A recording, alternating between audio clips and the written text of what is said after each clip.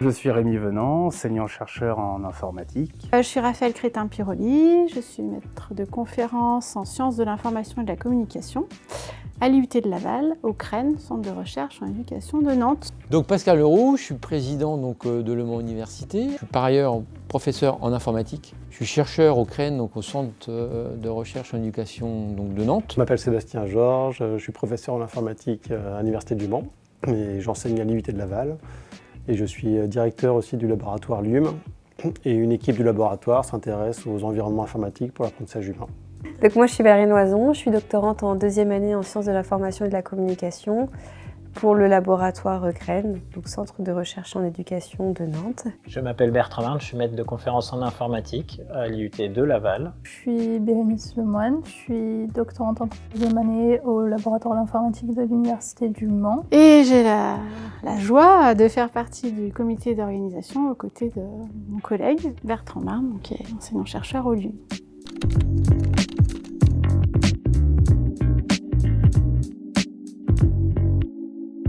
Alors je dirais que c'est un domaine pluridisciplinaire qui est un peu dur à aborder au départ.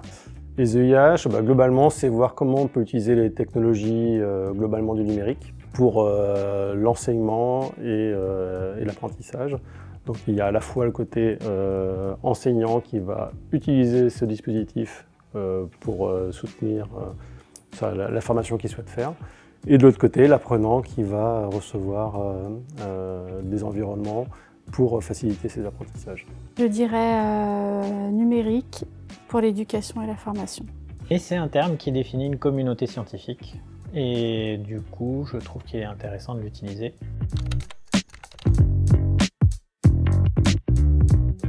Moi, je suis informaticien, mais il y a également des collègues qui sont en sciences de l'éducation, en psychologie, tout plein de disciplines associées.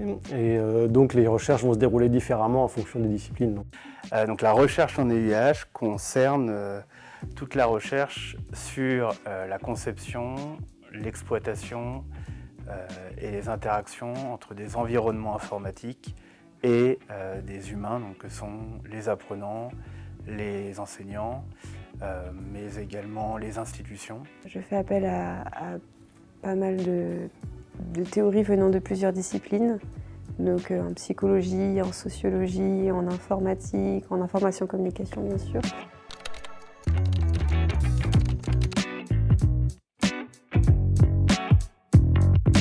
Je pense que dans l'échange intergénérationnel, il y a entre les anciens chercheurs et les jeunes chercheurs, mais il y a aussi plusieurs types d'anciens chercheurs. Il y a beaucoup de générations d'anciens chercheurs.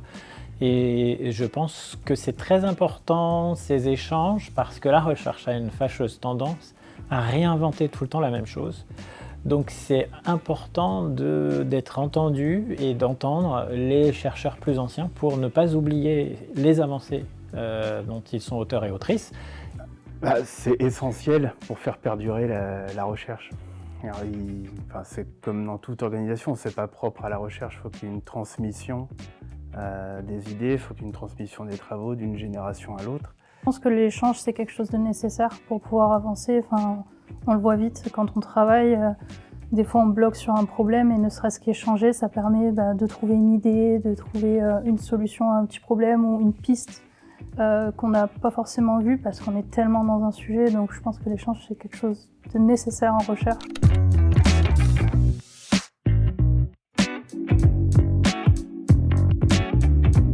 Là, l'intérêt des RJC, c'est de pouvoir être amené vraiment à pouvoir discuter avec des chercheurs qui sont je dirais, plus chevronnés dans le domaine et vraiment avoir un dialogue avec eux. Les plus, je dirais que c'est vraiment pour les jeunes chercheurs qui débutent ou qui sont en fin de doctorat. Moi, c'était ma première conférence, donc j'étais très stressée, mais ça s'est plutôt bien passé. Bien au contraire, des rencontres super, on rencontre des nouveaux doctorants, on rencontre des chercheurs, on présente son travail, on a des retours hyper intéressants pour permettre d'améliorer son travail, des pistes. Le fait d'avoir une communauté francophone où ils vont rencontrer des camarades qui sont dans la même position qu'eux en thèse, c'est vraiment un événement unique pour ça. Ça permet vraiment de pouvoir se comprendre entre eux, comprendre qu'ils ne sont pas tout seuls sur ce type de sujet, échanger soit sur leur sujet de thèse si c'est assez proche, ou au moins sur leur méthode de recherche. Donc tout ça, en fait, c'est vraiment le seul endroit où ils peuvent le faire quasiment. C'est aussi pouvoir faire du réseau, connaître les autres personnes qui travaillent dans le domaine, apprendre à se connaître. Puis aussi parfois partager des pratiques. Qu'est-ce que vous utilisez comme logiciel de bibliographie? Qu'est-ce que vous utilisez comme logiciel pour écrire vos manuscrits? Enfin, on partage aussi des pratiques. Donc Martial Vivet était quelqu'un qui, c'était mon directeur de thèse et j'ai pu participer effectivement. Et ces doctorants sont devenus après des chercheurs du domaine. Je pense par exemple à Jean-Marc Labatte, je pense à Michel Futtersack, je pense à Elisabeth de Lausanne par exemple, Pierre Jacoboni et d'autres, Éric Bruyard aussi. Donc voilà, tous ces doctorants étaient là. Ce qui était intéressant, c'est de voir le foisonnement des idées lors de ces réunions, parce qu'en fait, Martial Vivet était quelqu'un qui fédérait beaucoup autour de lui.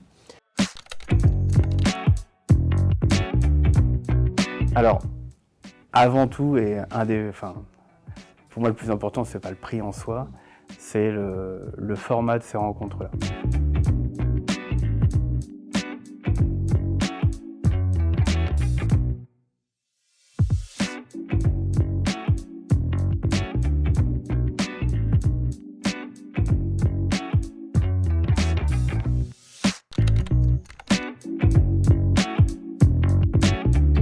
Dynamisme.